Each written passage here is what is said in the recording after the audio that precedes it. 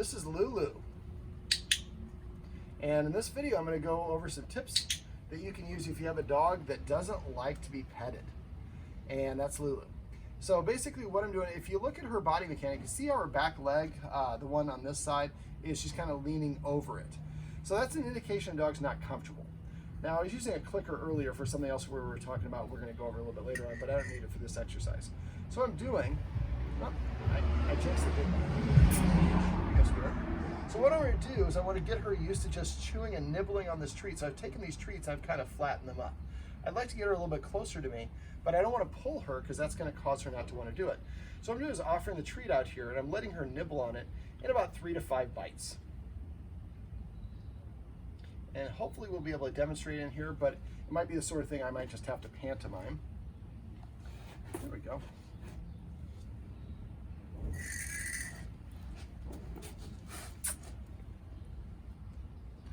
So what you want to do, first step, is you want to make sure, well, I guess while we're getting her used to this, I'll talk about a couple of things. So for dogs, I mentioned this off camera, but a lot of us don't realize when it comes to dogs that if they don't want us to pet them, they're going to turn their head to the side, lower their head, or back away. So what I did there is I offered my hand, but I kept it about an inch in front of her, and she came and nudged me. And she got a little sample of me, and then she moved away. So one of the things you want to do is help your dog understand that when a human comes up to pet you, they're always going to stop their hand in front of your nose, and then you get to decide if they're going to pet you or not. If you don't want to, my guardians don't ever make me do it. So now I feel more trusting with my guardians, and I'm more confident. And see now, her leg is not out underneath her, behind her, it's underneath her, which is where it should be. So I'm switching over, and I've switched hands. So I eventually would like to pet her with my right hand, but if I move my right hand now, she's still a little bit nervous. So I'm getting her closer and closer. And next time I do is before I start doing it, I'm gonna put my hand here on my knee, and then I'm gonna keep it, there we go. So I'm a little bit closer. You see I have to lean there, so I'm not trying to do it now because she's got that lean in her step. Now what I want to do, I'm going to probably have to go a little bit slower than I wanted to go in the video, and that's fine. Whenever you're working with a dog, you always need to go at the dog's pace, not at our pace. We often get greedy and push for too much criteria. So what I'm doing is I'm just getting her used to my hand moving a little bit, but it's not getting towards her, but you can see it out of her peripheral. And once the treat goes away, my hand stops. I smash another one. Now I'm going to ask for a little bit more criteria. So move my hand a little bit of a bigger movement. And you saw at first what I was doing, I was having to lean my hand way over there because she was staying so far back. But because I didn't tell her to come, I just offered her the treat, she feels like she's doing it all herself. So now I'm going even more criteria. And so she stopped there, so that's her way of saying that's a little bit more for me. So I'm just going slow. And again, I'm not trying to pet her because she still has that lean. And I might have to pantomime and just explain the rest of this because for me, she's only met me a couple hours ago.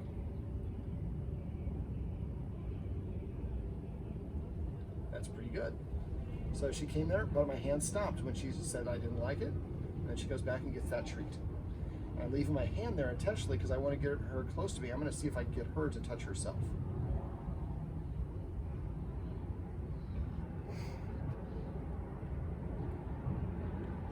See how she moved away a little bit. Yeah. So this is going to be easier for you guys than it is for me. And as she gets more practice with other people, then she'll be able to do this better. She'll get more comfortable with it. Now, what I was doing with Chili, my girlfriend's dog, is I was holding this here. And then each time I did it, I held the treat a little bit further in.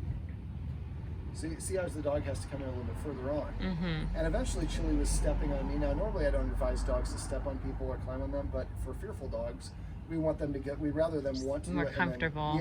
Yeah. Because that's an indication they are comfortable. And see how she doesn't have that step now and she's very comfortable. Yeah. She doesn't have that lean.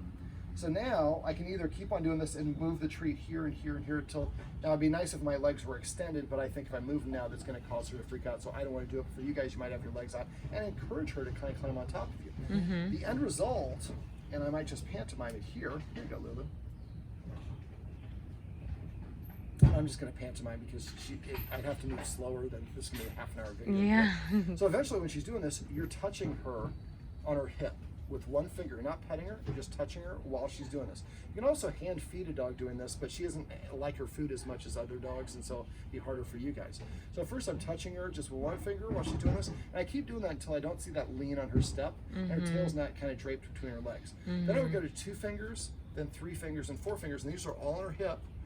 And then once I get to 4 fingers and she's not moving away, and if you, again, that hand movement, first I might just have a hand wave, then a little bit more, then a little bit more, or you can leave your hand here, but you saw sometimes that works, sometimes that backfires. So I want to give you multiple options. Exactly. Okay. So eventually when you get to the point where you can have all 4 fingers there and she's chewing it, then I go back to 1, I make a little bit of a circle and be light and tender, whatever. Some dogs like it more rough, some like it, play around with it, find the one she likes.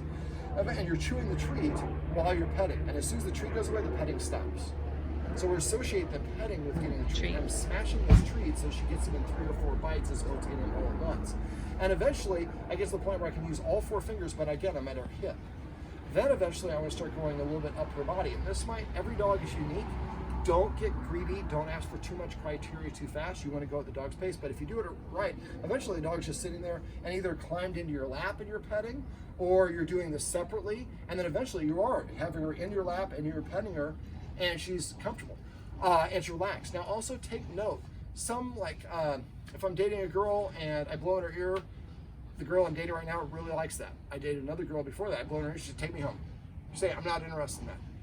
If I keep on pushing that, that's not what she's going to want. So for the dogs, some dogs like it like right here behind the ear, kind of like this, and they'll lean into it, and you can tilt, or they'll lose their nose if they really like it. A lot of dogs like having their butt scratched. A slow circle right here in their chest can be calming for them. Sometimes if this is the ear, you can run your fingertips on either side of the ear. There's a book called the T-Touch or Tellington Touch that really is on dog massage and pressure points. And so if you kind of know, I don't want to say your androgynous zones for your dog, but the areas that your dog really likes to touch, and then you start incorporating them with this treat, and then you're doing the ear or whatever the things are that they really like, and you're taking note. Does the dog lean into it, like it, or they stop, move away? Well, then they're saying, I don't like having my paws touch or whatever it is. When we take our time and do this, eventually the dog is associating the touch, and it's the touches that it likes the most, and it's getting this treat, and eventually it just gets used to hanging out in us here, and we're petting it. Now, at the same time, we talked about petting with the purpose and passive training, which means we're not going to pet her unless she does the things that we want. That's going to make our pets more valuable.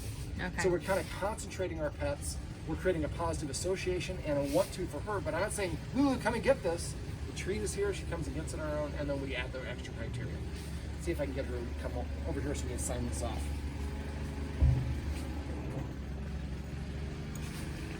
Got all sorts of these things over here. There you go. We're going to get you to turn around if you can. But again, patience is a virtue, so I made them available. And that's kind of a little bit of a choke point, so it's harder for her. She's not sure if she wants to go in there. But her tail looks nice and relaxed. I'm not telling her. And if she doesn't go a lot, after a while, I might put an extra treat there or 2 to get her more of an incentive to want to go. I was hoping to show everybody how pretty you are, but you're doing the backside.